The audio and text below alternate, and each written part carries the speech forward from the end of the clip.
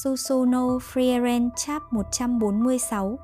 Tại một đường cống ngầm nằm dưới lâu đài của đế đô, ông sát thủ người lùn đang tắm táp khá là chill. Đó chính là Welos, cựu anh hùng một thời giờ đây đã biến chất và trở thành một phần của tổ chức ảnh binh. Anh bạn đồng hành, chiến binh Gorilla Christ thì có vẻ khá lo lắng cho sức khỏe của Welos, vì đó là nước tuyết tan, người thường mà nhảy vào thì chỉ có nước đi gặp ông bà. Nhưng đối mặt với sự lo lắng đó, cụ ông chỉ bảo mày có im cái mồm đi không? Hồi trước tao còn ngâm mình trong miệng núi lửa cơ, dăm ba cái thứ nước tuyết này thì ăn nhầm gì. Đúng là gừng càng già càng cay. Một màn chào sân cho thấy những kẻ này sở hữu một ý chí sắt đá, sẵn sàng liều mạng để làm những chuyện không tưởng. Sau khi lên bờ, họ nhóm một đống lửa nhỏ để sưởi ấm. Trong lúc Welos đang thay đồ, Christ vừa khơi lửa vừa cầu nhàu, chê bai lão sếp Clematis toàn giao những nhiệm vụ điên rồ. Đấy, phận cu li thì ở đâu cũng khổ các bạn ạ, làm gì có thằng sếp nào tử tế đâu. Welos thì tỏ vẻ cam chịu với công việc này vì có một vài người đã biết mặt của ông ta. Tuy nhiên, Christ đã khơi lại một quá khứ bi kịch khi nói rằng tất cả tượng đài, tranh chân dung ca ngợi Welos đều đã bị chính thế giới mà ông từng bảo vệ đập nát và thiêu rụi cả rồi. Một sự thật phũ phàng là giờ đây đã chẳng còn ai nhớ đến tên của người anh hùng Welos nữa. Nghe chua chát thật đó. Welos chỉ cam chịu thừa nhận rằng chuyện đã rồi, cũng đành vậy thôi. Ánh lửa bập bùng soi rõ nỗi u uất trong mắt người chiến binh già. Christ lẩm bẩm trong tiếc nuối về kẻ một thời là anh hùng dân tộc. Nhưng Welos, với sự bình tĩnh đáng sợ của một người đã trải qua quá nhiều biến cố, chỉ gạt đi, bảo đó không phải là chuyện chú mày phải bận tâm.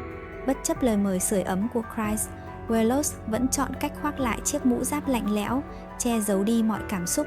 Một cựu anh hùng của phương Bắc xa xôi đã bị chính sự lãng quên đẩy vào con đường tăm tối. Họ cùng nhau bước đi trong một hành lang đổ nát. Christ đi sau, không khỏi nhìn tấm lưng vững chãi của Welos với ánh mắt ngưỡng mộ. Anh ta lại phải cảm thán về sức khỏe phi thường của lão, tự hỏi cơ thể lão làm bằng gì mà khỏe thế. Welos không hề quay đầu lại, trả lời bằng một câu ngắn gọn nhưng đầy khí chất của một chiến binh kỳ cựu, rằng với một chiến binh, mức độ này là bình thường. Christ không thể tin nổi cái tiêu chuẩn kỳ quặc đó. Sau một thoáng, Welos cũng phải thừa nhận, có lẽ cái bình thường của ông lại là điều bất thường trong mắt người khác. Cuối cùng cũng chịu thừa nhận bản thân mạnh rồi đấy. Và rồi, nút thắt lớn nhất về quá khứ của Welos bắt đầu được gỡ ra. Khi Christ tò mò về tiêu chuẩn bình thường của Welos, lão thừa nhận đó là câu cửa miệng lão học từ một người bạn cũ. Câu chuyện đưa chúng ta về thời Welos còn ngạo nghễ tin mình là chiến binh mạnh nhất nhân loại. Nhưng rồi, một sự kiện kinh hoàng đã xảy ra khi ông ta bị Aizen đấm cho không trượt phát nào. Vâng, chính là Aizen, sư phụ của Stark đó các bạn ạ. Aizen đã dạy Welos bài học nhớ đời rằng lòng kiêu hãnh và dũng cảm mù quáng đôi khi lại là tử huyệt. Một bài học xương máu mà Welos đã khắc cốt ghi tâm. Dòng hồi tưởng của Welos tiếp tục chảy, mang theo cả sự cay đắng lẫn lòng kính trọng. Lão kể rằng chính nhờ bài học đau thương đó, nhờ những lời của người bạn nhút nhát Aizen mà lão đã có thể sống sót đến tận bây giờ. Mỗi khi đối mặt cửa tử, chính việc ghi nhớ sai lầm quá khứ đã giúp lão giữ được cái đầu lạnh. Nghe đến đây, Christ, với sự tinh tế của mình, đã đưa ra một nhận xét sắc như dao cạo, rằng Welos dường như đang tìm kiếm một nơi để chết. Welos không phủ nhận, ông chỉ lặp lại rằng đó là một cái chết bình thường mà mọi chiến binh đều tìm kiếm. Cuộc đối thoại tâm lý vẫn chưa dừng lại. Christ tiếp tục xoáy sâu vào vết thương lòng của Welos, nhắc lại cái khao khát về một cái chết đầy kiêu hãnh. Lần này Welos không còn che giấu nữa, lão thừa nhận rằng có lẽ Christ đã nhìn thấu tâm can mình. Christ sau đó nói một câu nghe có vẻ trách móc nhưng lại đầy tình cảm, nhắc rằng họ đã quen biết nhau 8 năm rồi, một khoảng thời gian đủ dài để thấu hiểu nỗi đau của nhau. Cuối cùng, Welos cũng phải thừa nhận, có lẽ khao khát về một cái chết vinh quang chính là sự thật ông vẫn tự lừa dối bản thân. Màn đối thoại cho thấy một tình bạn kỳ lạ giữa hai sát thủ được xây dựng trên sự thấu hiểu. Trong tâm trí Welos, hình ảnh của Aizen lại hiện về.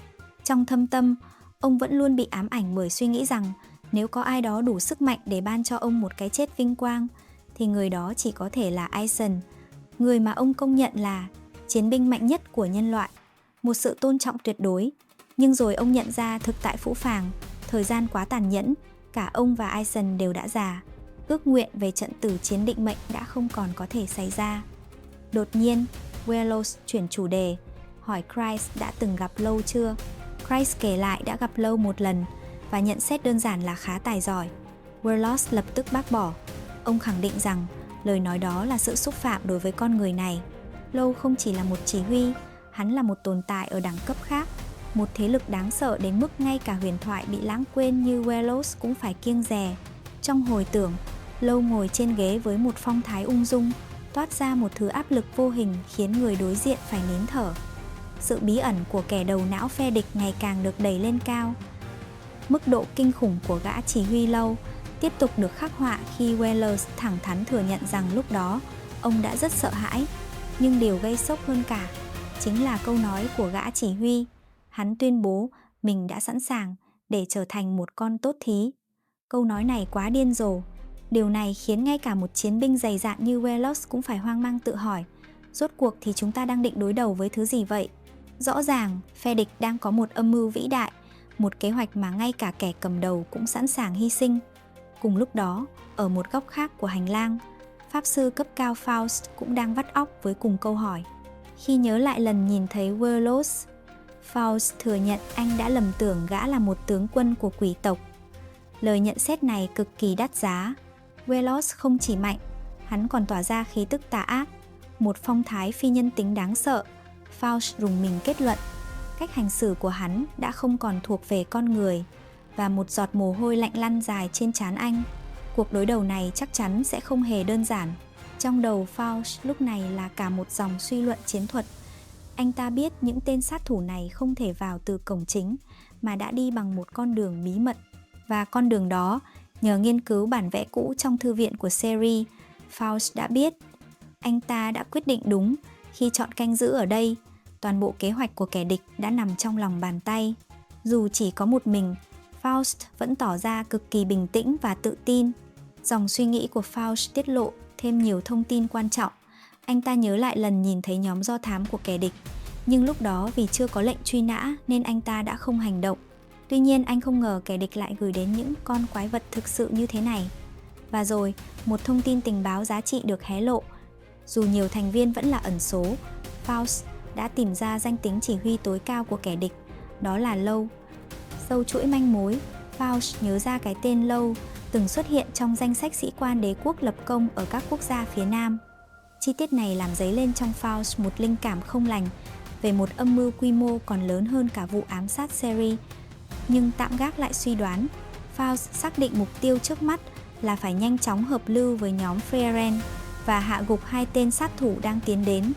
Thế nhưng, kế hoạch chưa bắt đầu thì kẻ địch đã ở ngay trước mắt. Đôi tai thính nhạy của Velos đã phát hiện sự hiện diện của Faust. Trong khi Chris còn đoán già đoán non, Velos chỉ cần dựa vào sự thay đổi trong nhịp tim của Faust để xác nhận đó chính là kẻ địch. Một kỹ năng phán đoán dựa trên kinh nghiệm chiến trường thật sự quá đáng sợ. Không khí trong hành lang đặc quánh lại, báo hiệu một cuộc chạm trán không thể tránh khỏi. Biết mình đã bị lộ, Faust không hề nao núng. Anh bình tĩnh vào thế thủ, sẵn sàng cho một cuộc chiến một mất một còn. Velos tiến tới, buông lời cảnh báo lạnh như băng, rằng nếu Faust dám cử động, ông sẽ ra tay. Một lời đe dọa rõ ràng.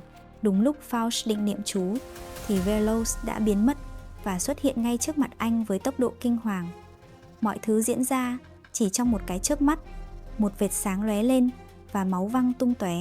Cánh tay trái của Faust đã bị chặt đứt. Anh hoàn toàn ngỡ ngàng, còn Velos đã đứng sừng sững ngay đó với lưỡi giáo kề sát cổ họng anh.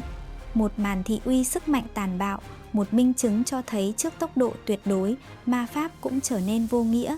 Review Frieren Chap 146 kết thúc ở đây. Hẹn gặp lại các bạn trong chapter sau.